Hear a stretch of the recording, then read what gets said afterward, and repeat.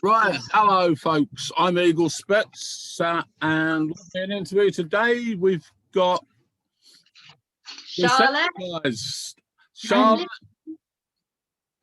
and Libby. and Claire is behind the scenes. Hey. Cool, so tell us a little bit about the band and how you started and stuff like that, please. So we met each other at school, didn't we? So we've known each other since we were little kids and teenagers.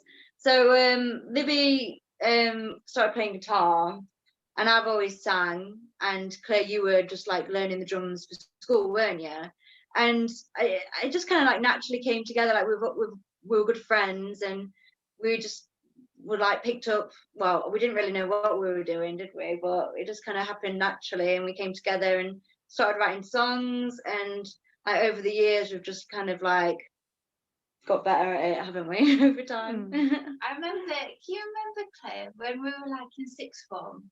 And we were like, please, Claire, come on. Yeah, we were like begging Claire, please be our drummer. Good drummer, the gold. So how long have you been going then? Oh, well, we're sixth form. yeah, we kind of started the band in. It's gone through a few different phases. So it was like we were in sixth form, which would have been like, I don't know, 2011 when we kind of started together. But there were a couple of other guys that used to play in the band as well.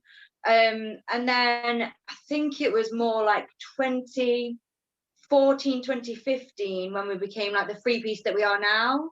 So it's kind of like changed lineups over time. But I think it was when we came into this lineup that we really kind of like came into our own and started writing like songs that we feel like we like found our sound, if you know what I mean. Just clicks. It's easy, isn't it, when you're with your best friends all the time? Yeah. So you found your sound. So you describe that for punters who don't know what your sound is. Or how do you describe it, Libby? I would say a mixture of like pop punk, feisty, kind of that kind of guitar riff sound when you whack up your amp and it breathes fire. That's what I'm saying. I'm looking for it to breathe fire. Like, Yeah. that real kind of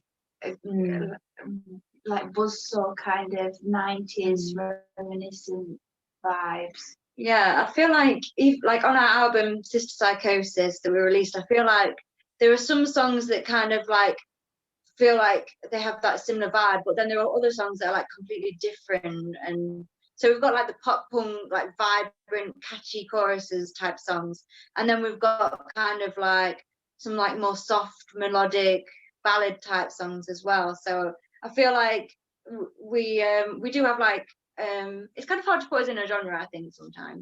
It's always That's been always about the good.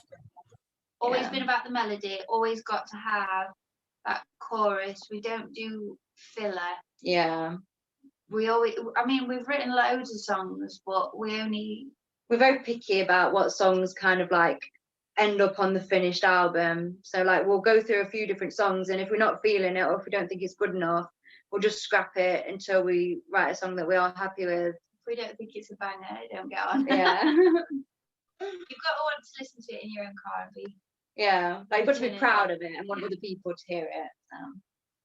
Yeah, good. It's nice when you produce something like that. I know with my stuff, we've had a few good reviews, a couple of bad ones, but that don't matter as long as you're happy with what you've done.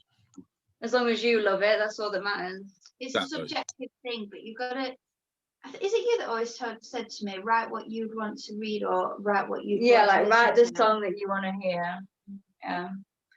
Like I think as well being like inspired by like your own favorite bands as well. Like sometimes you'll just hear a song and think, oh God, I really want to write something as good as that, and it kind of like gets you pumped to want to write something good. But the difference is that you don't want to write it to be somebody else, emulate or copy. Still being you. You want to be the new thing, don't you? Yeah, definitely. Yeah, we've got to keep going forwards, haven't we? Yeah. Somebody said last week that they're thinking that we might end up having some kind of musical renaissance after COVID because everything's just changed. That's what happens over like course of history, isn't it? When Yeah. something major happens, something comes out of the ashes. Yeah, rise like a phoenix. Like phoenix. Write a song all about the phoenix rising. Like what subjects are on your album then? We're talking about Phoenix and stuff. So what sort of subjects do you cover? I think we all I've been listening to the album, but you know, a lot of people possibly haven't. So let's sell it to them because I love it.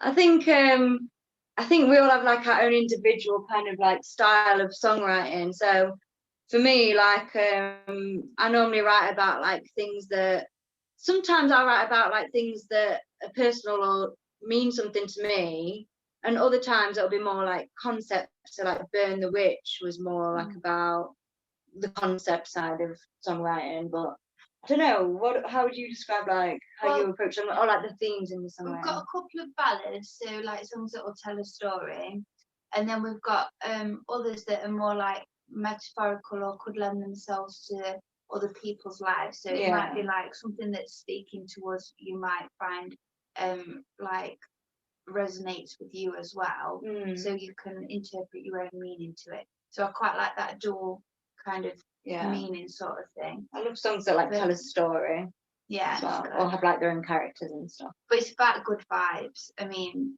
whatever's happening in your life, it's you've let it happen and it has happened, but it's all about a great time. And songwriting can be like therapeutic. So if you're like going through something, sometimes if you write a song about it, it's kind of like you're releasing that energy and makes you feel better. Cathartic. Yeah, totally. So Sister Psychosis, is that your debut album? Yeah, well, we did, well, in our old lineup, we did have a release, but I like to see Sister Psychosis as our debut because it's kind of like us as a trio together, kind of like, I think that I like to see it as our debut album. It's just us. It's synonymous with us now. It's quintessentially, this is Desensitised, us three. Yeah. This is who we are. Yeah, so that came out in 2019, like before everything happened with coronavirus. And so we released it, I think it was that spring, and we had like a lot of momentum going, like we'd funded it all ourselves through this big campaign that we'd done like on our own website and everything. Sat at kitchen tables. Yeah. All everybody's pre-orders. Yeah, and it's like it had like brownies.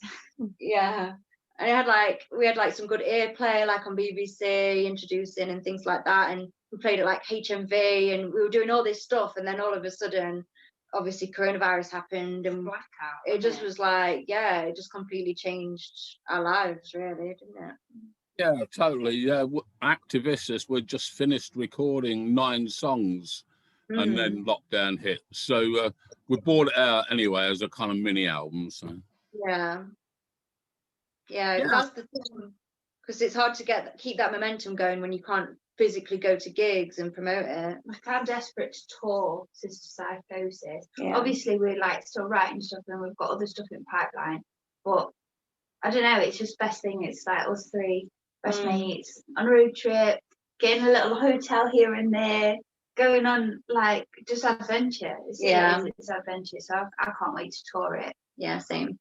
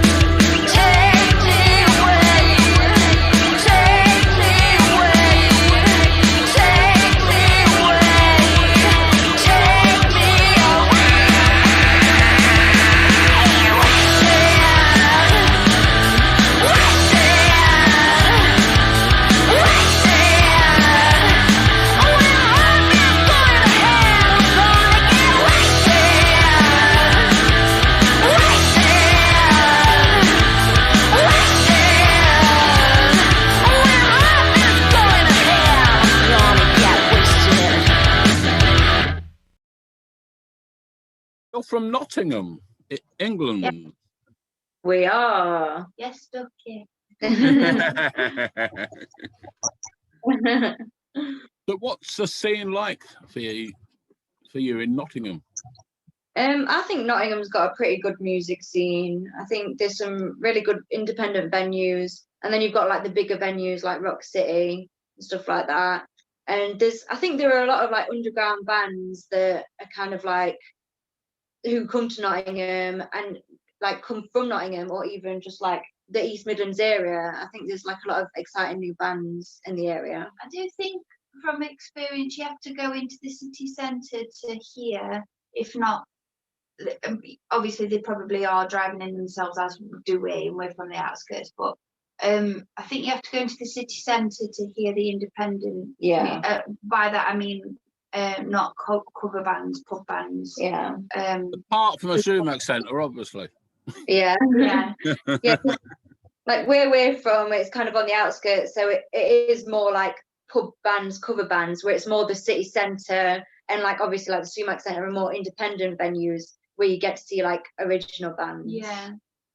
So, but there is quite a lot going on all the time in Nottingham. You know, like they're pretty good for festivals, because there's like A Up My Duck Festival and Hockley Hustle. There's absolutely loads, isn't there?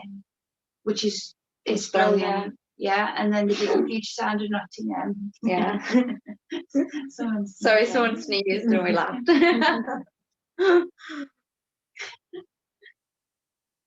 So yeah, I've only ever seen you as a 3-piece once, and that was, I can't remember. Anyway, about 4 years ago. Then you played for us a couple of times since, I think, 2 or 3 times since, a couple of times online. So thank you very much for that.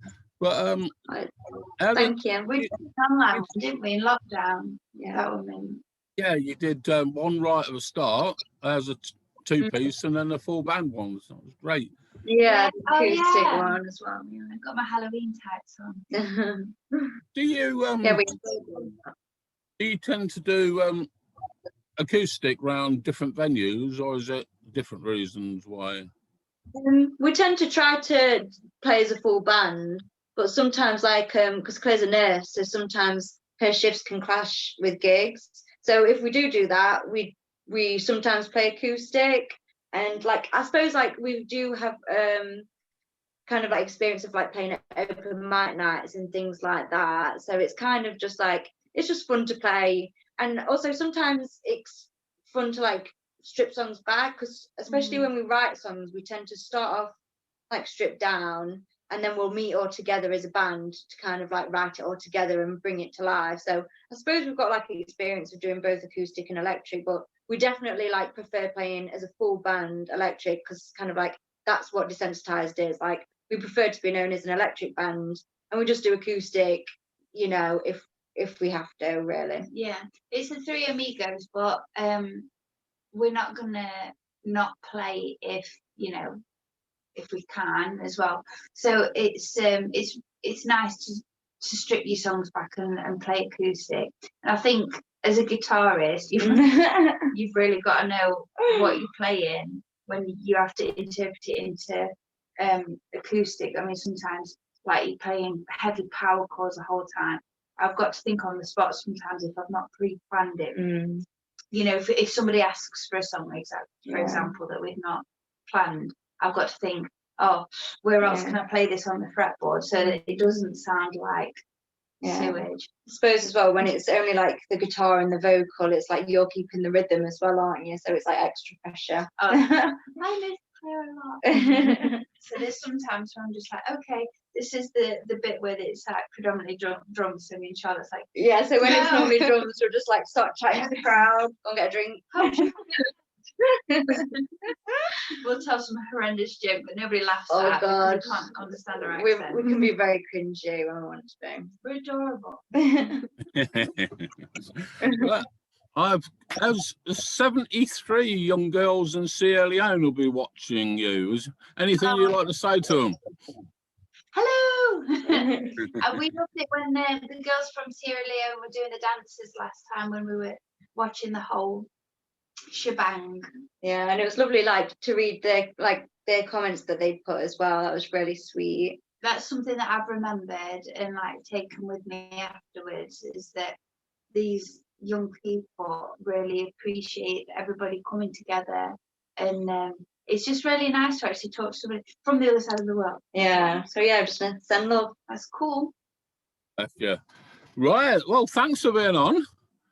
All right, thank you so much for having us. And yeah, because yeah, that's it. I'm going to stop mumbling now and go. So thanks a lot. And you've been watching Desensitized, and this is Girls Are Loud. Thank you very much. Bye bye now. Yeah, thank you very much. Bye. See ya.